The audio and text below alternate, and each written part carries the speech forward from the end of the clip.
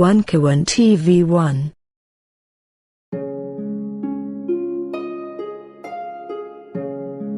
Assalamualaikum warahmatullahi wabarakatuh. Nama saya Teguh Bubun Zulkifli. Ini mungkin sebelum saya bicara lebih banyak, saya ingin menunjukkan kepada Pak Bambang, kepada Purana. Pak Bambang, izin Pak Bambang. Ini saya turunan ketiga dari orang tua saya, Raja Aceh. Ini foto Aceh saya, Raja Aceh. Oke. bapaknya bapak saya. Iya. Nah, bapak saya leluhurnya dari Tuku Umar. Satu ketiga saya, bapak saya ketiga, saya yang keempat. Ya. Kalau kita menanggapi dari apa yang Pak Sri Bintang sampaikan, berapa jumlah kerajaan Aceh, sepengetahuan saya, kan alhamdulillah saya juga aktif dalam Kerma Hudatara, kerukunan masyarakat adat Nusantara. Di situ kebetulan saya juga divisi bidang hukum di situ. Saya kenal sama Pak Bambang cukup lama.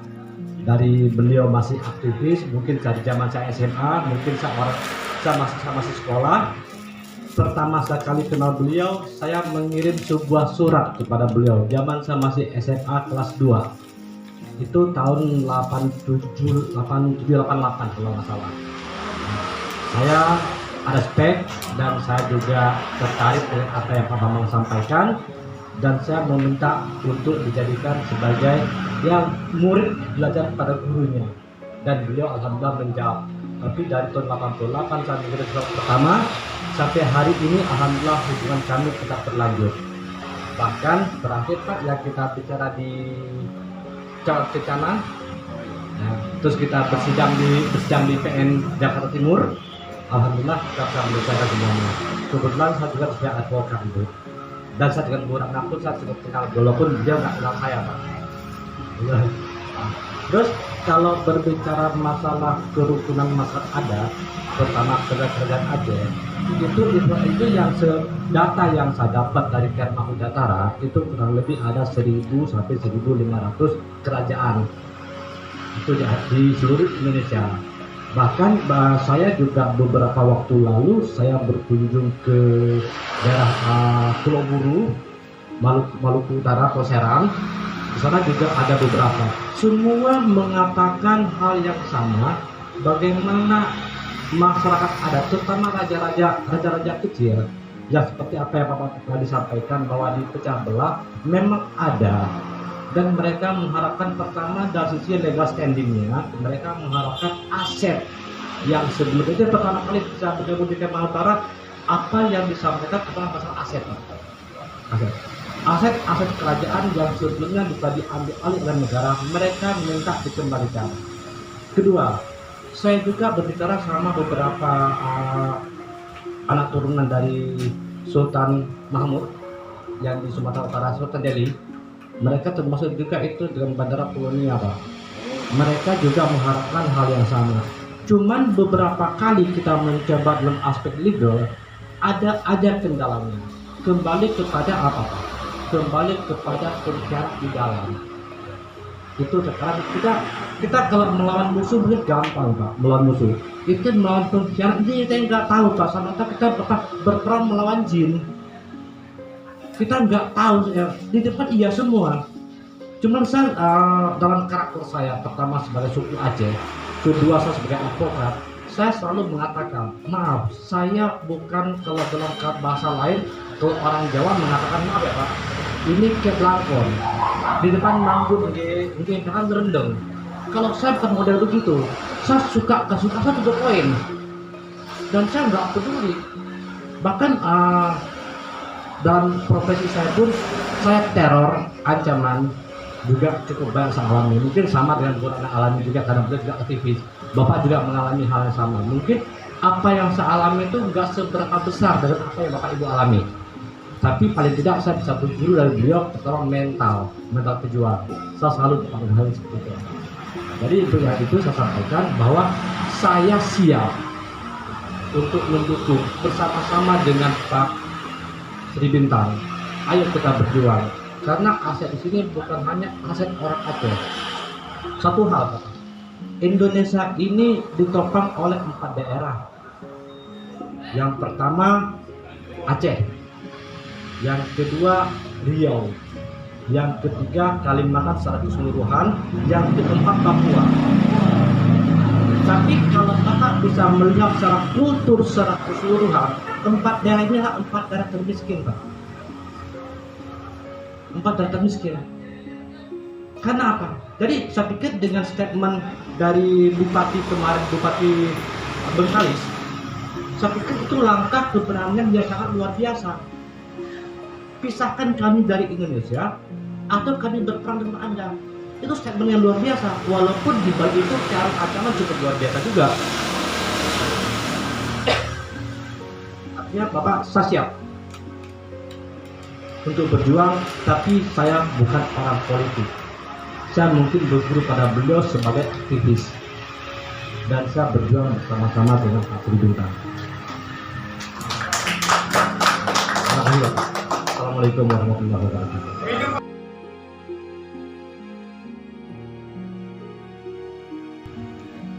Sebagaimana yang kita tahu tentang kondisional negara saat ini, semoga kita diberikan kecerdasan yang memadai untuk mengetahui tahapan demi tahapan apa yang sedang terjadi di negeri ini, dan hendaknya lah pergerakan kita juga bisa lebih sama dengan apa kondisional yang ada saat ini di negeri ini.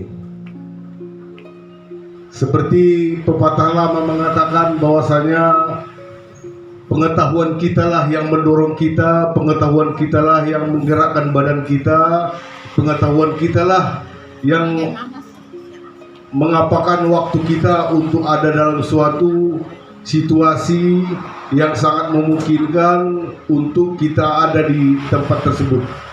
Mengingat kondisional negara ini sedemikian rupa, sehingga kita memberikan waktu, tenaga, dan pikiran kita untuk mengantisipasi sesuatu kekhawatiran yang sudah di depan mata kita bersama.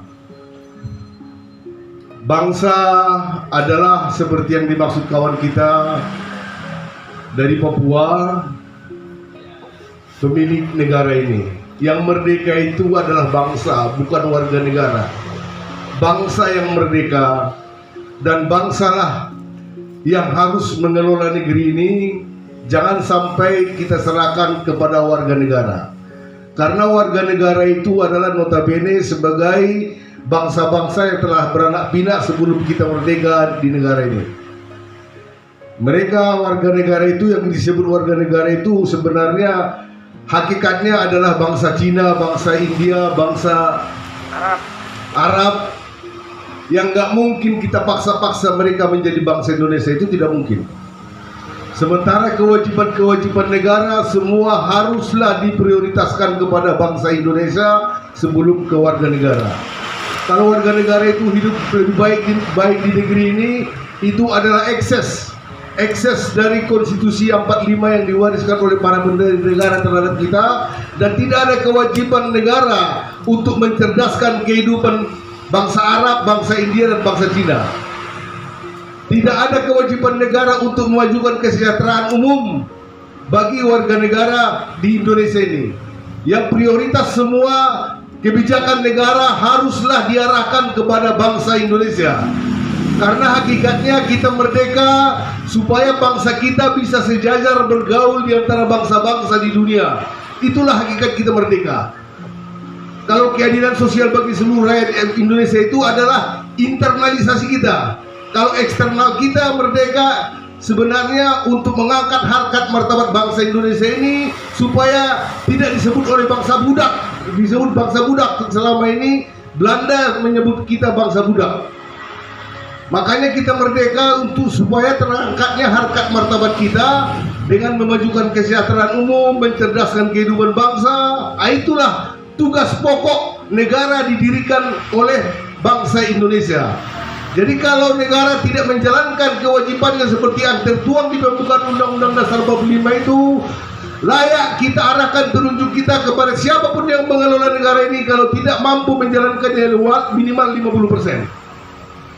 Semua harta-harta negara harusnya dibuat metodenya untuk memastikan bahwasannya telah mereka lakukan kewajiban negara melebihi 50%. Termasuk negara memberikan kewenangan terhadap pengelola negara untuk mengeksploitasi sumber daya alam sebesar-besarnya, yang arahnya sebesar-besarnya harus untuk kemakmuran rakyat. Nah, kalau ini nggak sampai 50% dilakukan oleh pengelola negara, berarti mereka melanggar hukum, telah mengeksploitasi sumber daya alam di negara ini. Sehingga perlu kita ahli-ahli ekonomi untuk mampu memastikan bahwasanya pengelola negara yang mengeksploitasi sumber daya alam semua di negeri ini haruslah mampu mereka arahkan 50% minimal untuk kemakmuran rakyat. Jadi kita seperti dibilang Kak Ratna, kita tidak lagi mengulang-ulang sesuatu yang telah banyak persoalan di negeri ini, tapi kita harus memainkan tahapan demi tahapan sesuai dengan kemampuan kita masing-masing untuk menaikkan situasi ini lebih tajam, sehingga pintu masuk untuk perubahan kembali ke Undang-Undang Dasar 45 itu mudah-mudahan dianugerahkan Tuhan terhadap kita sekali lagi. Demikian, makasih.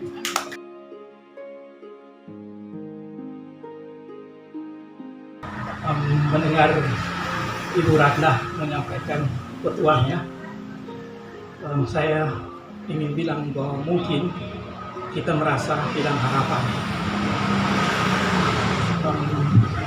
Persoalan ini terasa begitu sangat sulit. Tetapi bagi Hizbullah, bukannya mungkin, tapi pasti.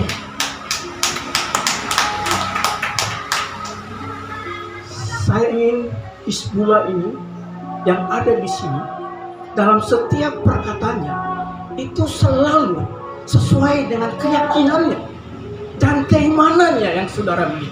Harus, jadi bukan asal ngomong, harus sesuai dengan keyakinan yang kamu punya dan keimanan yang kamu punya kepada Allah Subhanahu wa Ta'ala. Itu harus tidak bisa tidak. Tadi Pak Bintang bicara bagus sekali ya tentang kerjaan-kerjaan. Saya tanya Jokowi, saya kutip pernyataan Pak Bintang. Jokowi, mana tanahmu? Mana tanahmu? Mana wilayahmu? Mana uangmu? Ini uang bangsa, ini tanah bangsa, ini wilayah bangsa Indonesia. Bukan Jokowi. Jokowi tidak punya apa-apa. Ya, Jokowi tidak punya apa-apa di negeri ini. Yang punya ini adalah bangsa Indonesia, adalah kita pribumi ini. Kita pendiri negara, kita pemilik negara, kita penguasa negara ini. Bukan orang yang lain. Sadar, insan itu. Saya tidak bicara panjang, tapi kita bicara tentang kerajaan Indonesia. Terima kasih Pak Bintang, terima kasih Ibu Ratna. Tapi kita adalah Hizbullah, tentara Allah, tentaranya kerajaan Allah. Takbir, takbir, takbir, merdeka.